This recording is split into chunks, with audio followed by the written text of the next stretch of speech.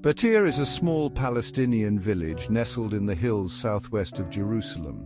This ancient village is renowned for its unique agricultural terraces.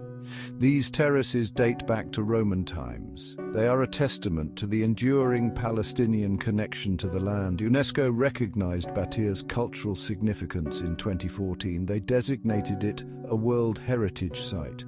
Today, Battir faces an imminent threat. The threat comes from Israeli settlers. They are emboldened by the ongoing war in Gaza. Settlers are exploiting the chaos and distraction to seize Palestinian land.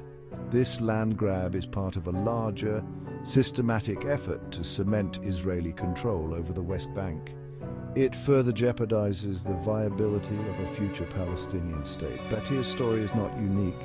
It reflects the broader Palestinian experience. Palestinians face constant pressure from Israeli settlements.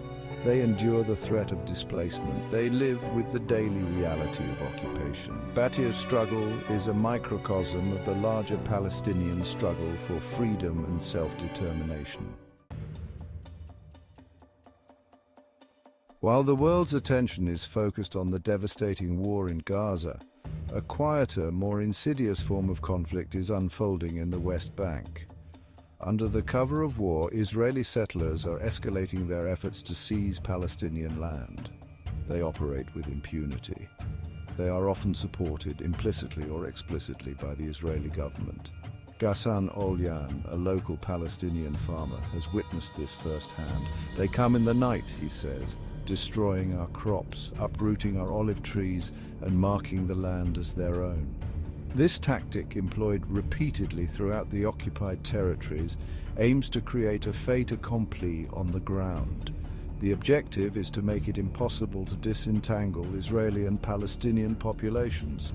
This would make a future two-state solution impossible.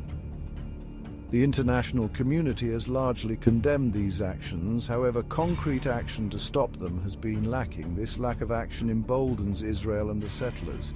It sends a message that their actions have no consequences.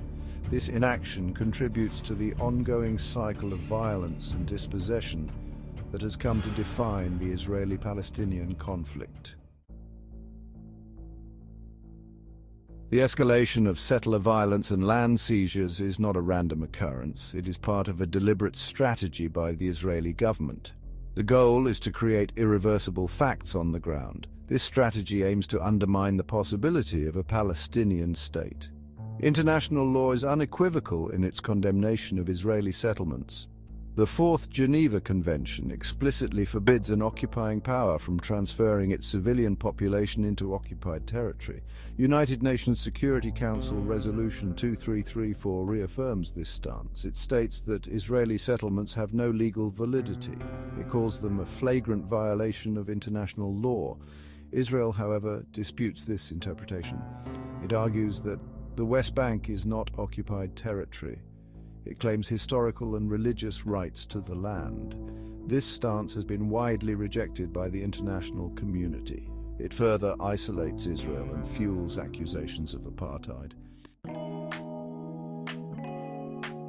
Section 4. A calculated move for expansion.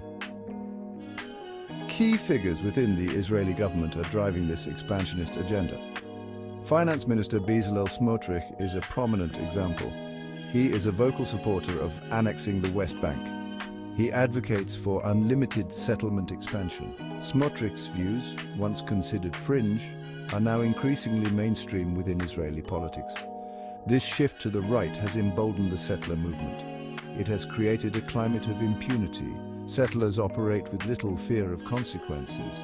They often enjoy the tacit support of the Israeli military and judiciary. The international community has been slow to respond to this challenge.